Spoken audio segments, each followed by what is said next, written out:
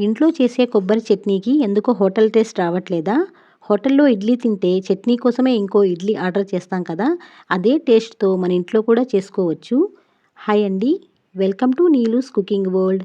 ఇవాల్టి వీడియోలో hotel style coconut chutney secret recipe. ఈ స్టైల్‌లో కొబ్బరి చట్నీని ఓసారి ట్రై చేసి చూడండి. నిజంగా చెప్తున్నా, చట్నీ కోసమే ఇడ్లీ తింటారు. అంత బావుంటుంది ఈ చట్నీ. కానీ ఈరోజు నేను చెప్పబోయేది కేవలం చట్నీ రెసిపీ మాత్రమే కాదు. ముందుగా పచ్చి కొబ్బరిని ఈజీగా ఎలా తీసుకోవాలో అనేది 2 సూపర్ సింపుల్ కిచెన్ టిప్స్‌ని కూడా చూపిస్తాను. ఈ చిన్న చిన్న టిప్స్ ఫాలో అయితే చేస్తే ఇడ్లీ కన్నా చట్నీకి డిమాండ్ పెరిగిపోతుంది. అయితే ఆలస్యం చేయకుండా ఈ టేస్టీ హోటల్ స్టైల్ కొబ్బరి చట్నీని ఎలా చేసుకోవాలో చూద్దాం పదండి.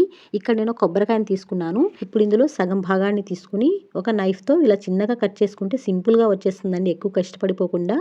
కొంతమంది కొబ్బరికాయని తీసుకొని పగలగొట్టి పెంకుల్ని తీసేసి నైఫ్‌తో గుచ్చుతూ ఉంటారు. అలా చేస్తే చేతికి గుచ్చుకోవడం అలా జరుగుతుంది కదా!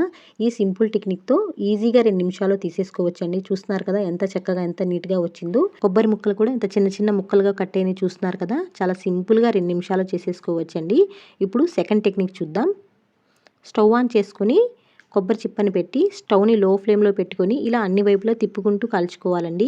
ఈ టెక్నిక్ అయితే చాలా సింపుల్. నేనైతే ఎక్కువగా ఇదే యూజ్ చేస్తూ ఉంటాను. అస్సలు శ్రమ పడిన అవసరం లేదండి. నైఫ్‌తో పని ఉండదు. ఈజీగా వచ్చేస్తుంది. ఒక్క నిమిషం పాటు అన్ని వైపులా ఇలా కొబ్బరి పెంకుని తిప్పుకుంటూ కాల్చుకోవాలి. ఇలా కాలితే సరిపోతుందండి. ఇప్పుడు స్టవ్ ఆఫ్ చేసుకొని పక్కకు దించేసుకోవాలి. కొద్దిగా చల్లారిన తర్వాత నైఫ్‌తో ఇలా అంటే ఈజీగా వచ్చేస్తుందండి. అస్సలు శ్రమ పడాల్సిన అవసరం ఉండదు. కొబ్బరి కూడా ఎంత నీట్‌గా వచ్చిందో చూడండి. ఇలా తీసుకుంటే టైం సేవ్ అవుతుంది. కొబ్బరి వేస్ట్ అవ్వదు. ముక్కలు కూడా నీట్‌గా వస్తాయండి. ఇలాంటి సింపుల్ కిచెన్ టిప్స్ వల్ల మన కుకింగ్ అనేది చాలా ఈజీ అయిపోతుంది. చూస్తున్నారు కదా ఎంత నీట్‌గా వచ్చిందో. ఈ 2 టెక్నిక్స్‌లో మీకు ఏది ఈజీగా ఉందో కామెంట్ చేయండి. ఇలా కట్ చేసుకున్న కొబ్బరి ముక్కల్ని ఒక బౌల్‌లో వేసుకొని కొబ్బరి పొట్టంతా అడ్డుకొని ఉంది కదా! దీన్ని శుభ్రంగా ఆ పొట్టంతా పోయే విధంగా శుభ్రంగా కడగాలి. ఇప్పుడు ఈ కొబ్బరి ముక్కల్ని ఒక మిక్సీ జార్‌లో వేసుకోవాలి. వేయించుకోవాల్సిన అవసరం లేదండి కొబ్బరి ముక్కలు అనేవి. ఇలా డైరెక్ట్‌గానే మిక్సీ జార్‌లో వేసుకోవాలి. ఈ కొబ్బరి ముక్కలకి సరిపడా ఒక 4, 5 పచ్చిమిర్చిని తీసుకోవాలి. శుభ్రంగా కడిగి తీసుకోవాలండి. ఇప్పుడు స్టవ్ పై ప్యాన్ పెట్టుకొని కొద్దిగా ఆయిల్ వేసుకోవాలి. ఒక టీ స్పూన్ వరకు ఆయిల్ వేసుకోవాలండి. ఆయిల్ కొద్దిగా హీట్ అయిన తర్వాత పచ్చిమిర్చిని ఇలా తుంచుకొని వేసుకోవాలి. డైరెక్ట్‌గా అలాగే పచ్చిమిర్చి వేయడం వల్ల పచ్చిమిర్చి అనేవి పేలుతాయండి. అలా కాకుండా ఇలా తుంచుకొని వేసుకొని ఇలా కొద్దిగా వేయించుకోవాలి. ఇలా వేగుతున్న పచ్చిమిర్చిలో ఒక రెమ్మ కరివేపాకు, ఒక పావు స్పూన్ వరకు జీలకర్ర వేసుకొని ఇవన్నీ కొద్దిగా ఇలా వేయించుకోవాలండి. మరీ ఎక్కువసేపు అవసరం ఉండదు. పచ్చిమిర్చి ఇలా కొద్దిగా తెల్ల తెల్లగా అయ్యేంత వరకు వేయించుకొని పచ్చి కొబ్బరి ముక్కల్లో వేసుకోవాలి. ఇందులో ఒక హాఫ్ స్పూన్ వరకు సాల్ట్ వేసుకోవాలి. రుచికి తగినట్లుగా చూసి వేసుకోవాలండి. ఇప్పుడు ఒక సీక్రెట్ టిప్ చెప్తాను చూడండి. ఒక టేబుల్ స్పూన్ పచ్చిశనగపప్పుని తీసుకొని శుభ్రంగా కడిగి వేడి నీళ్లు వేసుకొని ఒక 10 నిమిషాల పాటు నానబెట్టుకోవాలి. ఈ పచ్చిశనగపప్పుని కొబ్బరిలో వేసుకోవాలి. ఇలా పచ్చిశనగపప్పు వేసుకోవడం వల్ల టేస్ట్ అనేది చాలా బాగుంటుందండి. మంచి క్రీమీ టెక్స్చర్‌తో వస్తుంది పచ్చడి అనేది. ఇప్పుడు ఇందులో ఒక హాఫ్ కప్పు వరకు నీళ్లు వేసుకోవాలి. ఇప్పుడు పచ్చడి టేస్ట్‌ని మరింత పెంచడానికి ఒక సీక్రెట్ టిప్ చెప్తాను చూడండి. మనం ఏ కప్పుతో అయితే నీళ్లు తీసుకున్నామో అదే కప్పుతో కాచి చల్లార్చుకున్న పాలు వేసుకోవాలి. సాధారణంగా మనం నీళ్ళతో గ్రైండ్ చేసుకుంటాం కదా! కానీ హోటల్ స్టైల్ టేస్ట్ రావాలంటే ఒక కప్పు పాలు కూడా వేసుకోవాలి.